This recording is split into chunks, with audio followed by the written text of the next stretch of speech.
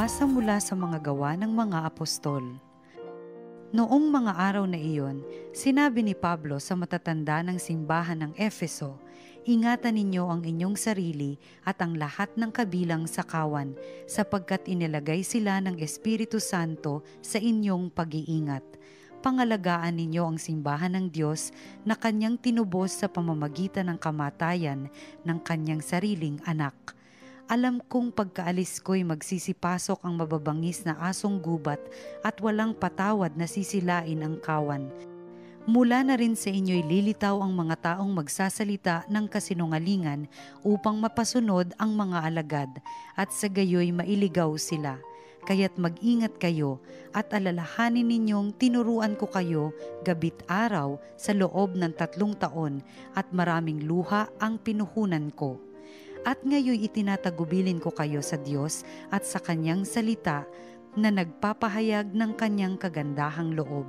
Siya ang makapagpapatibay sa inyo at makapagbibigay ng lahat ng pagpapalang inilaan niya sa lahat ng Kanyang pinapaging banal. Hindi ko hinangad ang pilak, ginto o pananamit ninuman. Alam ninyong nagbanat ako ng buto upang kumita ng ikabubuhay naming magkakasama.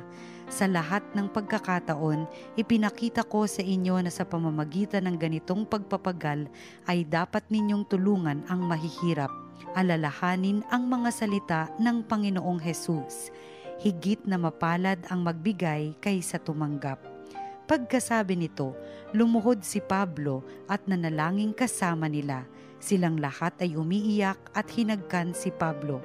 Labis nilang ikinalungkot ang kanyang sinasabing siya'y hindi na nila makikita uli at siya'y inihatid nila sa barko. Ang salita ng Diyos. Salamat sa Diyos. Tanang mga kaharian, ang poong Diyos ay awitan. Sana'y iyong ipadama ang taglay mong kalakasan, ang lakas na ginamit mo noong kami isang galang magmula sa Jerusalem sa iyong tahanang templo na pati ang mga hari dooy naghahandog sa iyo. Tanang mga kaharian, ang poong Diyos ay awitan. Umawit sa Panginoon ang lahat ng kaharian. Awitin ang pagpupurit, ang poon ay papurihan. Purihin ang naglalakbay sa matandang kalangitan. Mula rooy maririnig ang malakas niyang sigaw. Tanang mga kaharian, ang poong Diyos ay awitan. Ipahayag ng balana ang taglay na kalakasan. Siya'y hari ng Israel, maghahari siyang tunay. Yang taglay niyang lakas ay buhat sa kalangitan. Kahanga-hanga ang Diyos sa sanktuaryo niyang banal. Siya ang Diyos ng Israel na sa tanay nagbibigay ng kapangyarihat lakas na kanilang kailangan. Tanang mga kaharian, ang poong Diyos ay awitan. Ang mabuting balita ng Panginoon ayon kay San Juan. Noong panahong iyon, si Jesus ay tumingala sa langit, nanalangin at ang wika, "Amang banal, ingatan mo sila sa pamamagitan ng kapangyarihan ng iyong pangalan, pangalang ibinigay mo sa akin upang sila'y maging isa kung paanong tayo'y iisa. Habang kasama nila ako, iningatan ko sila sa pamamagitan ng kapangyarihan ng iyong pangalang ibinigay mo sa akin. Inalagaan ko sila at ni isa'y walang napahamak, liban sa taong humanap ng kanyang kapahamakan upang matupad ang kasulatan. Ngunit ngayon, ako'y papunta na sa iyo at sinasabi ko ito habang ako'y nasa sanlibutan upang mapuspos sila ng aking kagalakan. Naibigay ko na sa kanila ang iyong salita at kinapuotan sila ng sanlibutan sapagkat hindi na sila makasanlibutan tulad kong hindi makasanlibutan. Hindi ko idinadalangin alisin mo sila sa sanlibutan, kundi iligtas mo sila sa masama. Hindi sila makasanlibutan, tulad kong hindi makasanlibutan. Italaga mo sila sa pamamagitan ng katotohanan, ang salita mo'y katotohanan. Kung paanong sinugo mo ako sa sanlibutan, gayon din naman sinusugo ko sila sa sanlibutan, at alang-alang sa kanila'y itinalaga ko ang aking sarili upang maitalaga rin sila sa pamamagitan ng katotohanan. Ang mabuting balita ng Panginoon. Pinupuri ka namin, Panginoong Hesukristo.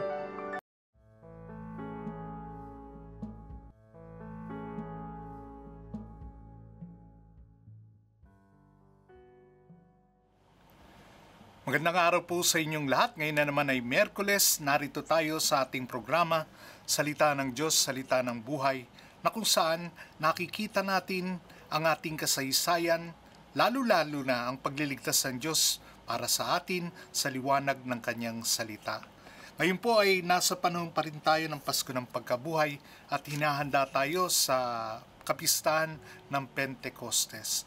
Sa ating ebanghelyo ngayon, pagkatapos ng mahabang diskurso na tagubilin ni Jesus para sa kanyang mga disipulo, siya ay nanalangin sa kanyang Ama ng malakas na tinig na naririnig din ng kanyang mga disipulo. May mahalagang sinabi si Jesus tungkol sa kalagayan ng mga Kristiyano na namumuhay sa mundong ito dito sa sanlibutan.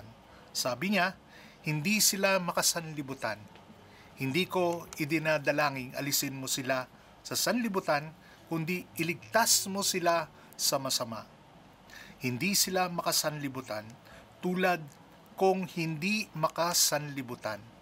Ano ang nasa isipan ng ating Panginoon Jesucristo sa kanyang mga pangungusap na ito? Tayo'y dayuhan lamang dito sa lupa, mga migrante na pansamantalang namumuhay, naglalakbay patungo sa tunay nating bayan. At ang bayan na ito ay walang iba kundi ang langit.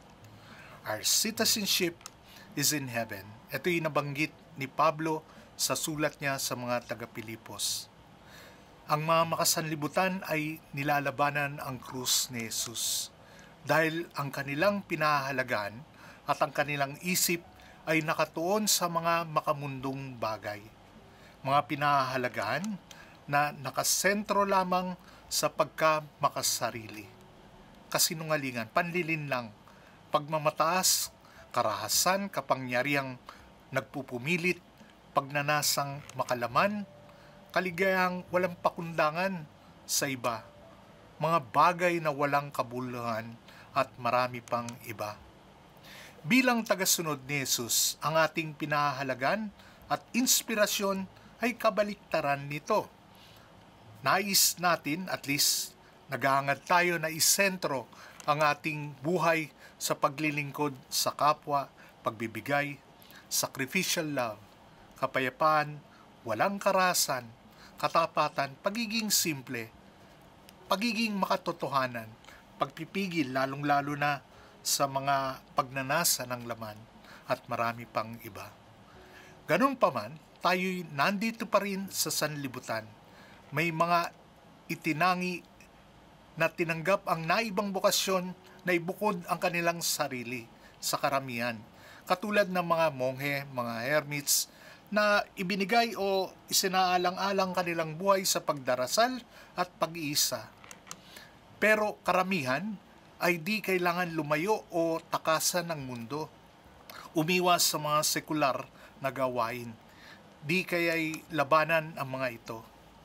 Habang narito tayo, ang layunin natin ay maging asin at liwanag ng sanlibutan.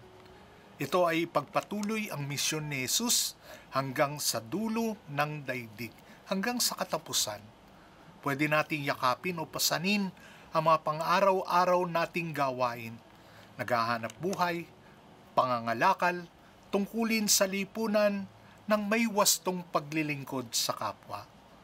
Pero ang makasanlibutan, ang kalaban ng krus ay patuloy sa kanilang panlilinlang. Kaya naman, nilulunod tayo sa kasinungalingan at kalituhan. At marami sa atin ang nahawahan na, nabahiran ang isip at puso sa ganitong mentalidad. Kailangan natin tanggapin ito at tanggapin ang katotohanan din na tanging ang katotohanan ang magpapalaya sa atin. Idinugtong pa ni Jesus nang madiin niyang hilingin sa kanyang Ama na italaga tayo sa katotohanan. Ilahad sa atin ang totoo at mamuhay tayo sa katotohanan. Si Pablo ay magandang halimbawa kung paano may talaga sa katotohanan at kung paano mamuhay sa sanlibutan. Sabi niya, hindi ko hinangad ang pilak, ginto o pananamit ni numan. Malaya siya sa pangaakit ng sanlibutan. Tanging hangad niya ay maging tapat na testigo ng katotohanan. Ipahayag ang mabuting balita. Di na siya ang nabubuhay kundi si Kristo ang nabubuhay sa kanya. Walang makapipigil sa kung saan siya dalhin ng Espiritu. At hahantong ito, alam natin, sa kanyang pagkabilanggo at sa katapusan ay kamatayan. Pwede niyang piliin tumigil sa Miletus o sa Efeso na kung saan tanggap siya. Mahal siya ng mga tao at pakikinggan. Mag-enjoy siya komportable, pararangalan. Pero hindi ito ang kanyang interes. Siya ay lingkod ng katotohanan at ang buong pagkatao, buhay niya ay nasa kamay na ng Diyos. Ngayon po ay tayo'y mananalangin.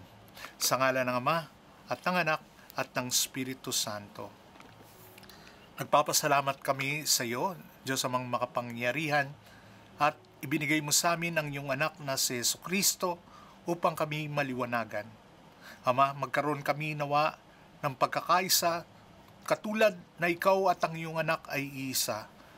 Hayaan mong dalisayin ng iyong anak ang aming isip at puso sa kanyang katotohanan, upang kami maging tapat na testigo ng mabuting balita sa mga taong nakapaligid sa amin.